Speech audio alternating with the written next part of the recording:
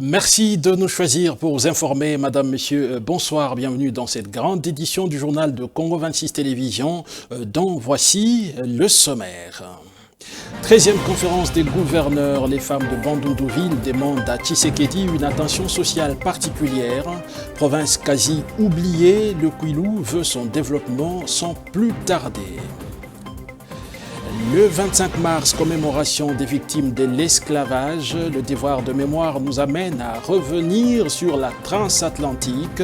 Plusieurs victimes de l'esclavage rappellent cette période sombre de l'histoire de l'humanité. Et puis en sport, barrage mondial 2026, les léopards de la RDC seront face aux Bermudes au Mexique. Un match amical test avant la finale historique contre soit la Nouvelle-Calédonie, soit le Jamaïque. C'est tout pour les sommaires. Mesdames et messieurs, bonsoir. Le président de la République, Félix Tshisekedi, a ouvert officiellement mardi 24 mars la 13e session de la conférence des gouverneurs à Bandundu-Ville, chef-lieu de la province du Kwilu, en présence des autorités nationales et provinciales. Désigné porte-parole des gouverneurs, Jean-Jacques Purusi Sadiki a donné lecture du mémorandum mettant en avant les principales préoccupations des provinces face aux défis de la gouvernance. Sur place, nos envoyés spéciaux Merdi Mirindi et Tony Zolamesso ont couvert ces assises. Dans leur mémorandum, le gouverneur de province ont réaffirmé leur loyauté au chef de l'État et l'ont remercié pour les efforts consentis en vue du rétablissement de la paix sur l'ensemble du territoire national, notamment face à la présence de rebelles du M23, soutenus par le Rwanda. Les gouverneurs vous remercient très sincèrement pour les efforts inlassable que vous ne cessez de mener sur le plan militaire, sécuritaire et diplomatique afin de réhabiliter l'intégrité territoriale de notre pays en boutant les ennemis dehors, notamment l'AFC M23 appuyé par le Rwanda, l'ADF NALU et d'autres forces négatives qui continuent à semer la terreur à notre pays. Cependant, grâce à vos efforts, l'espoir est permis et très bientôt, nous allons récupérer tous nos territoires comme nous venons de récupérer la ville d'Ouvira.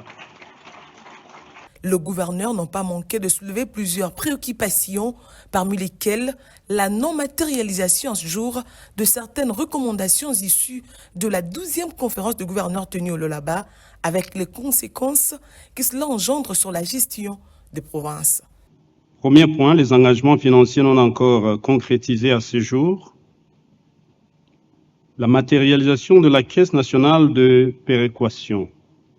L'inactivité de la Caisse nationale de péréquation due au manque de financement privé. Ceci prive les provinces et les entités territoriales décentralisées d'un instrument crucial de solidarité provinciale et nationale. Sa réactivation effective constitue une condition déterminante du parachèvement de la décentralisation budgétaire et financière en cours et en perspective dans notre pays. D'autres points ont été également évoqués, notamment la nécessité de doter les provinces de frais secrets de recherche afin de leur permettre de faire face aux défis sécuritaires actuels.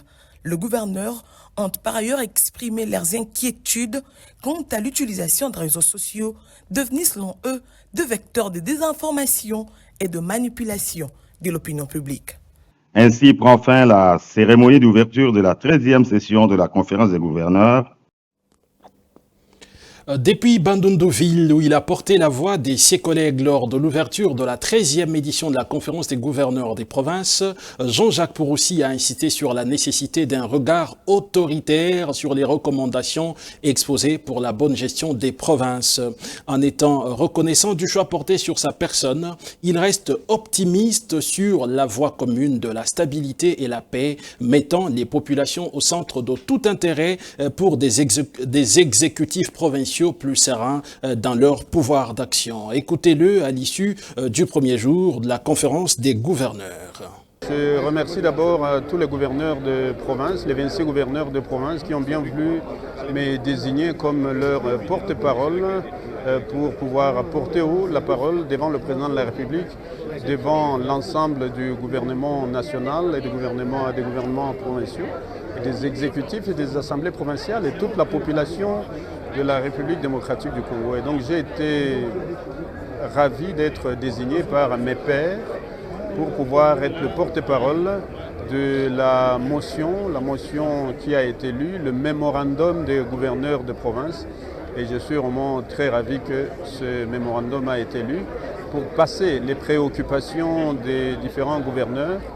Et comme je l'ai dit ici tout à l'heure devant le président de la République, devant toute l'Assemblée, ces préoccupations ont porté essentiellement sur les recommandations de la 12e session des gouverneurs de province qui s'est tenue dans la province du Lualaba, à Kolwezi, lesquelles certaines de ces recommandations n'ont pas été appliquées jusque-là. Et donc nous voulions que ces recommandations soient mises en application le plus rapidement possible. Et parmi ces recommandations, il y a par exemple la rétrocession. Pour assurer la paix, la sécurité, la stabilité dans la province, il faut la rétrocession, il faut qu'elle soit régulière, stable et réaliste. Et donc nous avons demandé au président de la République de plaider dans ce sens-là. À part ça, nous avons aussi plaidé pour la rétrocession, pas seulement pour les gouvernements provinciaux, mais aussi pour les assemblées provinciales. C'est ça qui va amener la paix et la stabilité institutionnelle dont nous avons besoin pour développer nos provinces. Nous avons aussi demandé à ce que les frais secrets de recherche soient libérés régulièrement et de manière consistante. Et donc ça aussi, ça a été demandé. Mais nous avons demandé aussi la caisse, à ce qu'on puisse réhabiliter la caisse de péréquation. Ce mécanisme qui permet à ce que les provinces les plus riches puissent financer les provinces les moins riches à travers une caisse de péréquation, une caisse privée qui permette à ce que nous puissions développer des projets, des reconstructions, des développements dans nos provinces. Et nous sommes ravis que le président de la République a écouté nos doléances, il y est revenu. Et comme il y est revenu, donc il a fait des recommandations. Nous sommes très ravis qu'au terme de cette conférence, c'est-à-dire du 24 au 28 mars, eh bien, nous allons rentrer dans nos provinces respectives pour dire que voilà, nous allons, voilà, les recommandations de la 13e session, l'ensemble des gouverneurs ont plaidé pour tout ce que nous avons discuté ici. Et je termine ici en disant que nous avons, au nom de tous les gouverneurs, dit merci au président de la République parce qu'il est en train de lutter pour mettre dehors les ennemis. Dans un communiqué rendu public ce mercredi 25 mars, le secrétariat général de l'AFDC porte à la connaissance de l'opinion publique qu'il a été constaté avec regret des prises de position et des déclarations émanant d'un poignet d'hommes se réclamant abusivement fondateurs de la FDC. Le parti tient à rappeler avec fermeté que celles des instances régulièrement constituées et les responsables dûment mandatés sont habilités à engager la FDC à s'exprimer en son nom et à définir sa ligne politique. Toute initiative contraire constitue une violation flagrante des textes fondateurs du parti. En conséquence, les actes posés par ces individus, pour la plupart inconnus, sans qualité ni titre, n'engagent en rien le parti AFDC. Les collèges des avocats de l'AFDC sont instruits d'engager des poursuites contre ces individus. Enfin, le parti reste engagé dans sa mission fondamentale au service du peuple, derrière le président Félix Tshisekedi, sous la conduite de son autorité morale et président national statutaire Modeste Bahati Lukwebo. Et puis, la conférence des présidents de la FDCA dénonce les cabales politiques montées pour nuire, discréditer et éliminer physiquement et politiquement son autorité morale, Modeste Bahati Lukwebo. Dans une déclaration à la presse ce mercredi 25 mars, cet organe décisionnel du regroupement politique cher à l'ancien président du Sénat renouvelle sa loyauté au président de la République, Félix-Antoine Tshisekedi Tshilombo. Les présidents des partis politiques, membres de la conférence des présidents de la FDCA, charge le président Modeste Bahati Lukwebo d'engager des poursuites judiciaires contre quelques individus présentés comme des usurpateurs. On écoute leur déclaration au micro de Joseph Ikati et Carlos Lefaka. Nous, présidents des partis politiques, membres cofondateurs, ainsi que toute la conférence des présidents nationaux, du regroupement politique Alliance des forces démocratiques du Congo et alliés, AFDCA, en sigle, tous signataires de la charte de l'Union sacrée de la nation, déclarons ce qui suit. Fort des idéaux de notre regroupement, nous rappelons à l'opinion nationale et internationale que le regroupement AFDCA est une alliance des partis politiques rangée pour accompagner la vision du chef de l'État, son Excellence Antoine Félix Tshisekedi Tshilombo, tel que souscrit dans la charte de l'Union sacrée. La conférence des présidents est unique organe statutaire, habilité à décider sur la marche de notre regroupement, et non de cadre d'un seul parti politique sans titre ni qualité. Nous dénonçons avec fermeté les cabales diaboliques montées pour nuire, discréditer, éliminer physiquement et politiquement notre camarade sénateur Modeste Bati Lukwebo. Tout en renouvelant notre engagement à l'Union sacrée de la nation, nous réaffirmons notre soutien indéfectible à son Excellence, Monsieur le Président de la République, haute autorité de référence de l'Union sacrée de la nation et symbole de l'unité et de la stabilité nationale. Nous mettons en garde tous les courtisans et flatteurs qui pensent pour profiter de la situation pour semer la division et la confusion. Nous avertissons que les camarades honorables sénateurs Modeste Bati Lukwebo est inébranlable et conformément aux résolutions du Congrès tenues en date du 15 mars 2026 relatives à la reconduction à la tête du parti AFDC et d'office président du regroupement politique AFDCA. L'AFDCA, par le truchement de la conférence des présidents, membre et signataire de la charte de l'Union sacrée de la nation, s'engage à rester solidaire et uni autour du combat pour la paix, la souveraineté nationale menée par le président de la République, son Excellence Antoine Félix Tshisekedi Tshilombo. Enfin, l'AFDC réaffirme son engagement patriotique à la République, son soutien indéfectible à l'Union sacrée de la nation, à son autorité morale, le professeur sénateur Modeste Bati Lukwebo. La conférence des présidents recommande aux dirigeants de l'AFDC d'engager les poursuites judiciaires contre les usurpateurs de qualités et fonctions inexistantes. Je l'annonçais en titre en marge de la 13e conférence des gouverneurs de province qui se tient à Bandundu-Ville, chef-lieu de la province du Kwilu. Les femmes de cette partie du pays appellent à l'implication du chef de l'État dans la résolution des problèmes liés aux infrastructures routières, scolaires et académiques, des difficultés qui handicapent les bonnes conditions de vie de la population de cette contrée de la République démocratique du Congo. Suivez-les.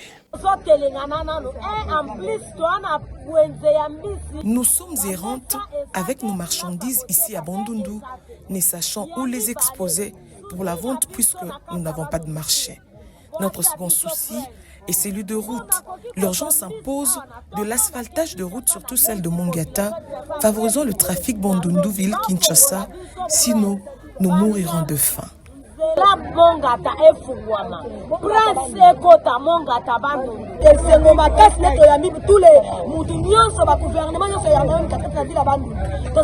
Nous saluons l'arrivée du chef de l'État et de multiples autorités dans la ville. Nous vous supplions de résoudre ce problème sur la construction de la route Mongata-Bandundu, s'il vous plaît. Sans cette route, impossible de vivre.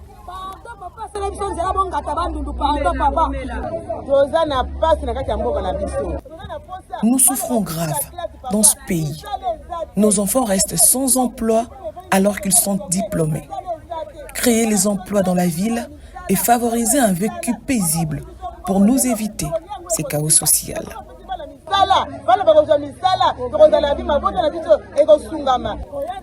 Nous saluons la mise en valeur de la femme dans différents compartiments de la gestion du pays. Nous insistons sur la création d'emplois et la construction de la route Mongata, une priorité pour Bandundu-Ville.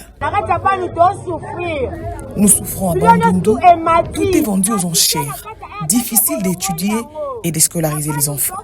Nous ne connaissons ni la gratuité de l'enseignement, ni celle de la maternité parce qu'ici, tout se paye. Le frais de l'accouchement s'évalue entre 300 et 400 000 francs congolais. Comment s'en sortir?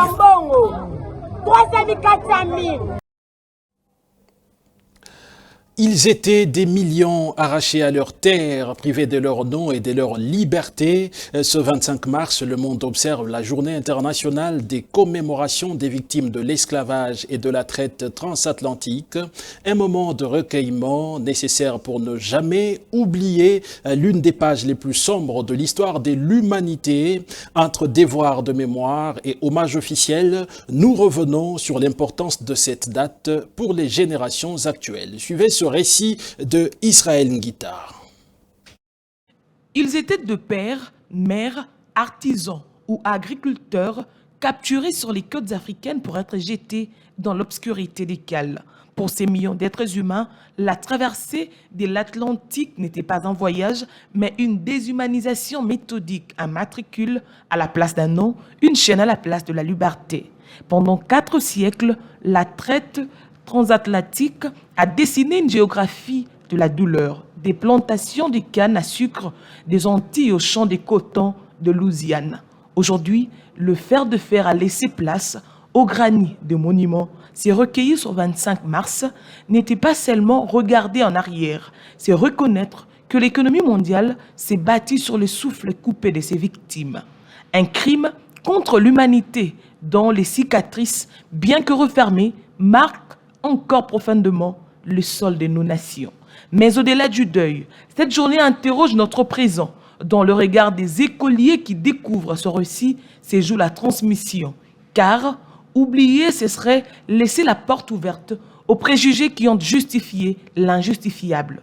Honorer les victimes, c'est donc aussi célébrer la résistance, celle de ces hommes et femmes qui, malgré l'oppression, ont gardé leur dignité et transmis une culture, une musique et un espoir qui résonnent encore aujourd'hui. Le devoir de mémoire n'est pas un poids, c'est une boussole pour que plus jamais l'homme ne soit la propriété de l'homme.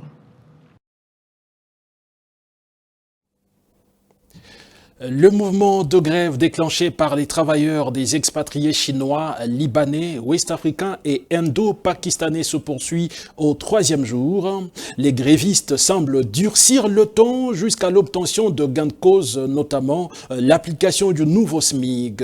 Les activités commerciales restent perturbées, de nombreux magasins sont toujours fermés. Constat de Jigel Mansiamina et Meshak Lefaka. La journée de ce lundi 23 mars a été marquée par une perturbation notable des activités commerciales. Plusieurs magasins, en majorité tenus des expatriés, sont restés fermés suite à un mouvement de grève de vendeurs. À l'origine de cette mobilisation, une revendication claire, l'application effective du salaire minimum interprofessionnel garanti, les SMIC, sur l'avenue du commerce, habituellement très animé, celle quelques commerces appartenant à des Congolais ont ouvert, laissant place à une ambiance inhabituelle calme. Les grévistes espèrent désormais une réaction des autorités et un engagement ferme des employeurs pour améliorer les conditions de vie des travailleurs du secteur privé.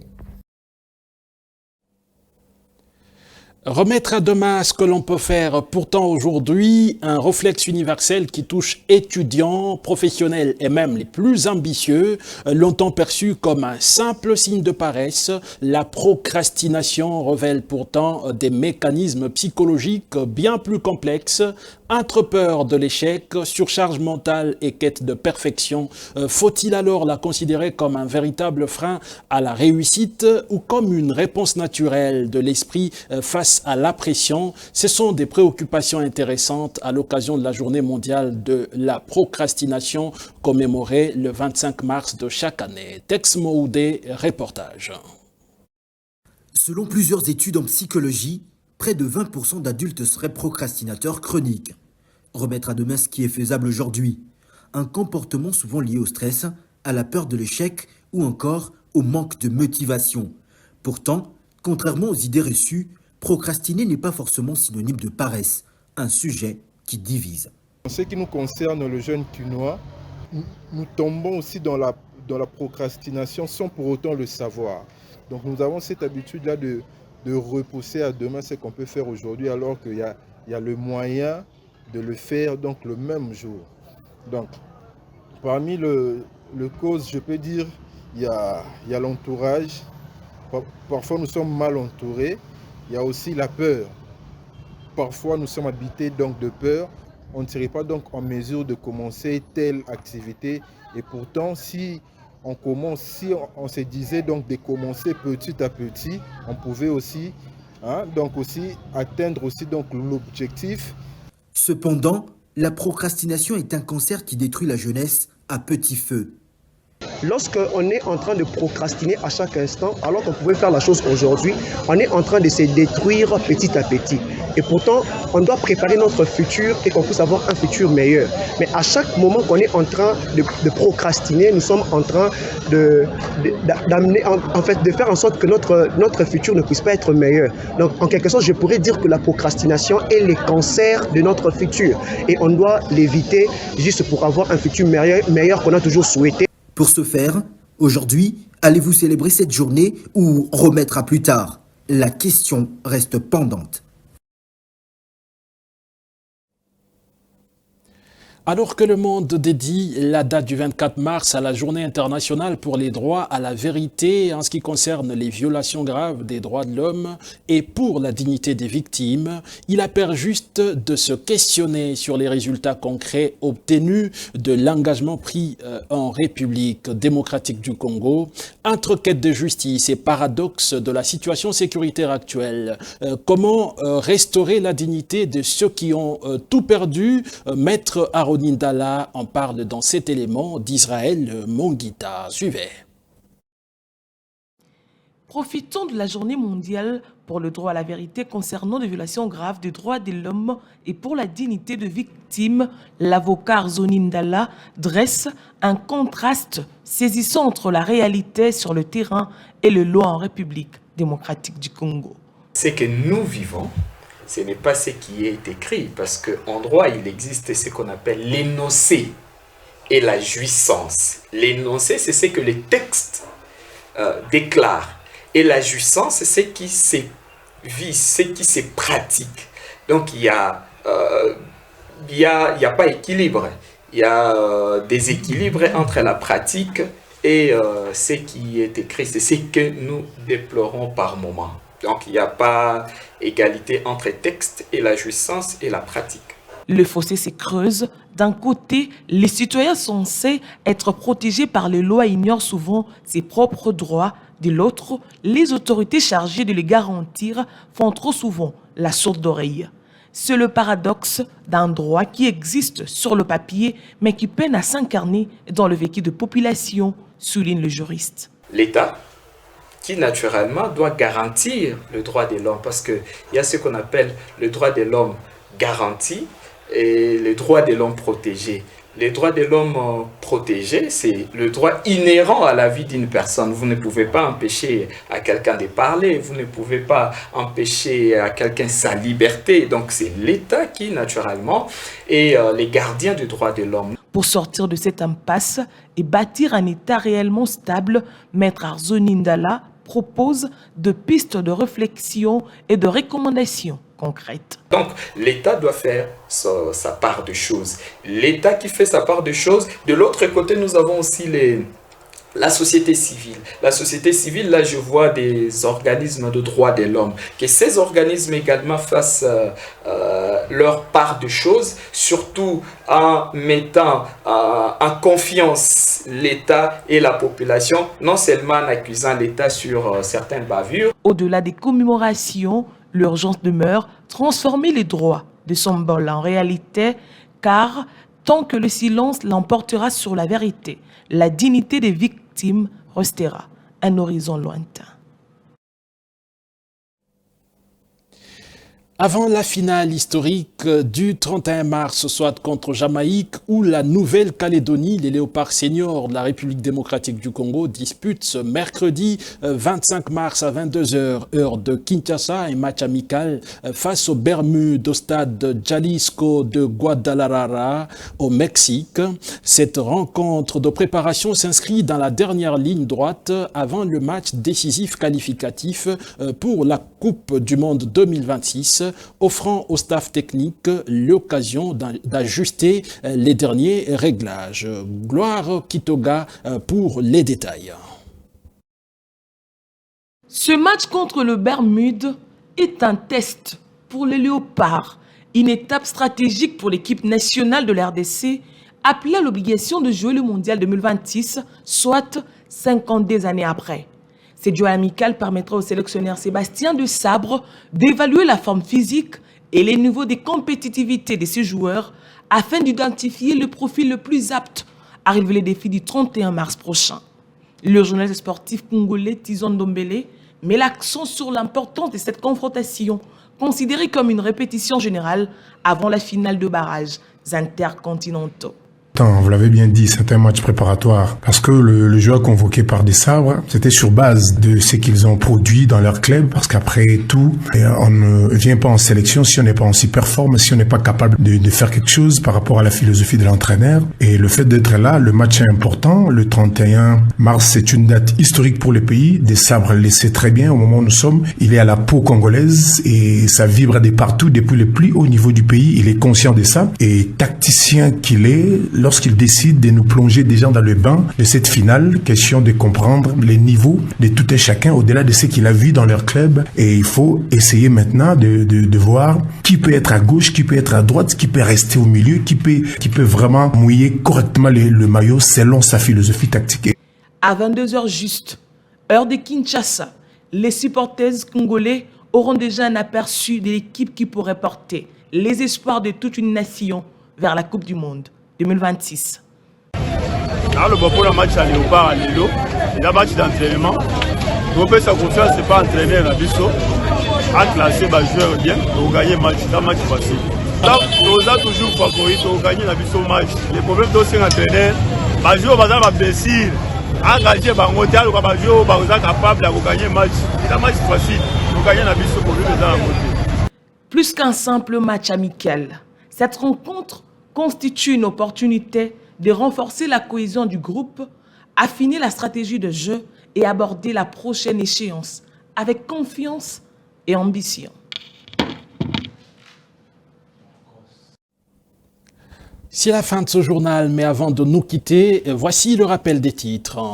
13e conférence des gouverneurs, les femmes de Bandundu-Ville demandent à Tshisekedi une attention sociale particulière.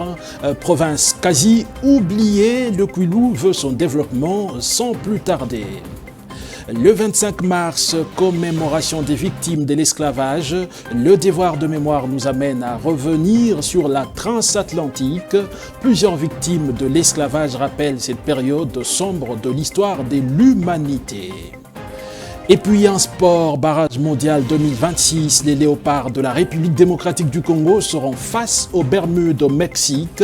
Un match amical test avant la finale historique contre soit la Nouvelle-Calédonie, soit le Jamaïque. Merci de votre fidélité à Congo 26 Télévision. Mesdames et messieurs, bonsoir.